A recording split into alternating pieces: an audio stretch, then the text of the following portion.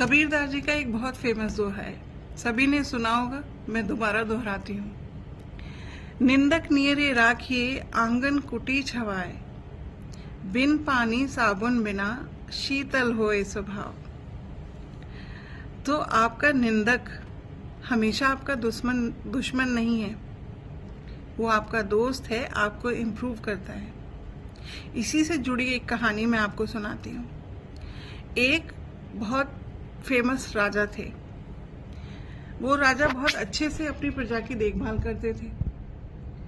रात में जब वो सोने जाते थे तो उनको स्वप्न आते थे। उन स्वप्नों में वो क्या देखते थे कि एक सफेद पहाड़ है, एक काला पहाड़ है। तो इन दोनों पहाड़ों में कभी सफेद पहाड़ बड़ा हो जाता था, कभी काला पहाड़ बड़ा हो जाता था। वो बेचारे बहुत परेशान रहने लग गए इस वजह से, क्योंकि ये सपने उनको रोज ही रात में आते थे और उनका काला पहाड़ बढ़ता हुआ नजर आ रहा था।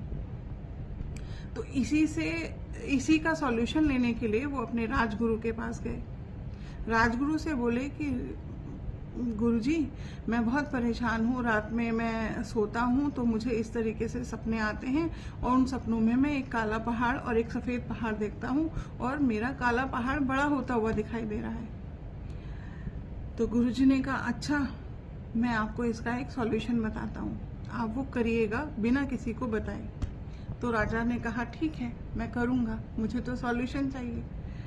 तो गुरुजी ने कहा कि अर्धरात्रि को, आधी रात में आप अपना बिस्तर उठा के, आप अपने महल में नहीं सोएंगे, आप अपना बिस्तर उठा के अपनी भाभी के कमरे में वो बिस्तर लगाकर सो जाइएगा बिना किसी को बताए। तो राजा ने कहा, ठीक है। और गुरुजी ने कहा, इसको कंटिन्यूअस कुछ दिन करना है।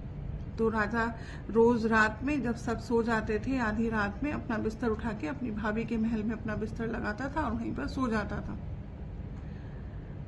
भाभी को, किसी को, क्योंकि राजा ने कुछ बताया नहीं इसलिए किसी को कुछ पता नहीं।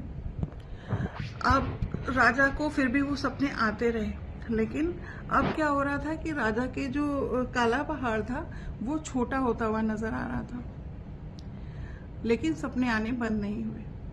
वो इसका सॉल्यूशन पूछने के लिए फिर से गुरुजी के पास गए कि गुरुजी, अब मुझे 1 हफ्ता हो गया है यही सेम प्रक्रिया दोहराते, तो लेकिन मुझे सपने आने तो बंद ही नहीं हुए। मेरे सपने तो अभी भी वैसे के वैसे ही हैं, और लेकिन अब सिर्फ चेंज ये हुआ है कि मेरा जो सफेद पहाड़ है वो थोड़ा ऊंचा होता हुआ दिखाई दे रहा है और काला पहाड़ जो है वो बहुत छोटा हो गया है। तो गुरुजी ने कहा कि ये जो सफेद पहाड़ है ये आपके पुण्य कर्मा है, आपके अच्छा फल है, और जो काला पहाड़ है वो आपके कर्मा का नेगेटिव इफेक्ट है। तो जब आप निस्वार्थ भाव से या बिना किसी गलत इंटेंशन के आपकी भाभी के कमरे में बिस्तर लगाकर सोते थे, तो जो लोग आपको अपनी भाभी के कमरे में जाते हुए देखते थे, उनके महल में जाते हुए देखते थे, वो आपको बिना सोचे समझे बुरा भला कहते थे कि कैसा राजा है, अपनी भाभी के साथ उसका अफेयर है, इस तरीके की मतलब नेगेटिव चीजें बोलते थे।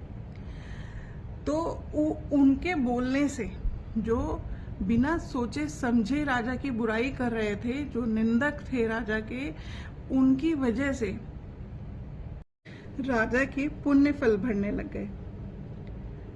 तो जब भी आपकी कोई बुराई करे तो आप ये मत सोचिए कि भाई ये बेफालतू में हमारी बुराई क्यों कर रहे हैं। वो अपना पाप कम बढ़ा रहे हैं और आपके बिना कुछ किए आपका पुण्य कम बढ़ता जाएगा।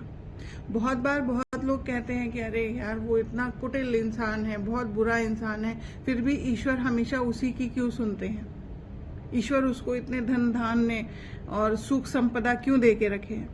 भाई, आप उनकी इतनी बुराई करते हैं, या बहुत सारे लोग उनकी इतनी बुराई करते हैं, बिना उनके कुछ अच्छाई किए उनका पुण्य कर्म बढ़ता चला जाता है। तो इसलिए अगर जीवन में कोई आपको ऐसा लगे कि अरे यार, मैं तो ऐसी हूं नहीं, फिर भी लोग मुझे बुरा कह रहे हैं, या मैंने तो उसके साथ बहुत अच्छा किया था फिर भी वो मेरे साथ ऐसा कर रहा है, क्यों कर रहा है, इसका टेंशन मत लीजिए। जो वो कर रहा है वो अपने लिए ही गलत कर रहा है, आपके लिए वो अच्छा है। आपके लिए वो अच्छा है। इसलिए अपने निंदक, अपने क्रिटिक से घबराइए नहीं। वो तो आपका भला कर रहे हैं भाई। वो इतनी मेहनत करके, इतना टाइम निकाल के आपके बारे में बात कर रहे हैं, अच्छी बुरी जैसी भी कर रहे हैं। तो कहीं ना कहीं तो आप उनसे ऊपर ही हैं, तभी आपके बारे में बात की जा रही है। तो इसलिए घबराइए नहीं, क्रिटिक से घबराइए नहीं, निंदक से घबराइए नहीं, और उनको दिल से आशीर्वाद देते रहिए कि आप खुश रहें। अपने मन से उनके लिए कुछ भी गलत मत करिए, क्योंकि मन से निकली हुई हर बात ईश्वर तक पहुंचती है। हमेशा याद रखिए, मन से भी किसी की बुराई मत करिए, क्योंकि वो आपके अपने लिए बुरा है। और अगर कोई दूसरा करता है तो उसको आशीर्वाद दीजिए भाई, थैंक यू बोलिए उसको उल्टा, कि आप मेरे लिए इतना अच्छा कर रहे हैं, मेरे लिए इतनी मेहनत कर रहे हैं भाई आप। मैं तो बहुत पुण्य कर्म करने के लिए मेरे पास टाइम नहीं बचता है, आप मेरे लिए काम करेंगे, इससे बड़ी क्या बात हो सकती है। याद रखिएगा, बिल्कुल भी परेशान होने की जरूरत नहीं है।